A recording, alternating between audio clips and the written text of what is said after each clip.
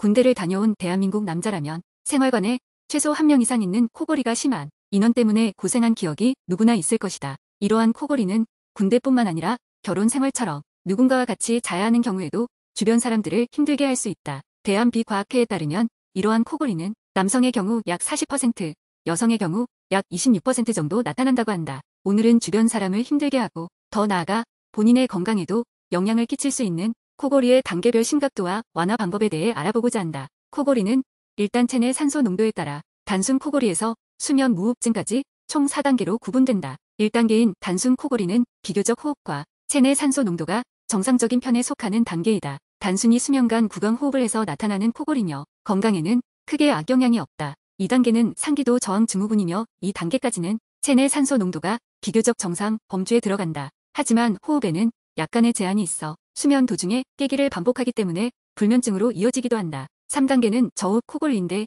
이 단계부터는 체내 산소 농도에 문제가 생기는 단계로 자면서 호흡이 원활하지 이루어지지 않는다. 마지막 단계인 수면 무호흡증은 꽤나 위험한 단계이다. 다른 코골이 단계가 수면 간 기도가 좁아져 소리가 나는 반면 수면 무호흡증은 기도가 완전히 막혀 호흡이 일시적으로 멈추는 단계이기 때문이다. 낮은 단계의 코골이는 옆으로 누워서 자는 것으로 어느 정도 완화가 가능하다. 옆으로 자면 정자세로 잘 때보다 기도가 좁아지는 것을 줄일 수 있기 때문이다. 하지만 높은 단계의 코골이라면 자세만으로는 한계가 있다. 이러한 경우에는 병원에 방문해 기도를 넓히는 수술을 받아야 한다. 다만 수술을 받기 싫다면 체중을 관리하고 음주와 흡연을 자제하는 생활습관을 고칠 필요가 있다.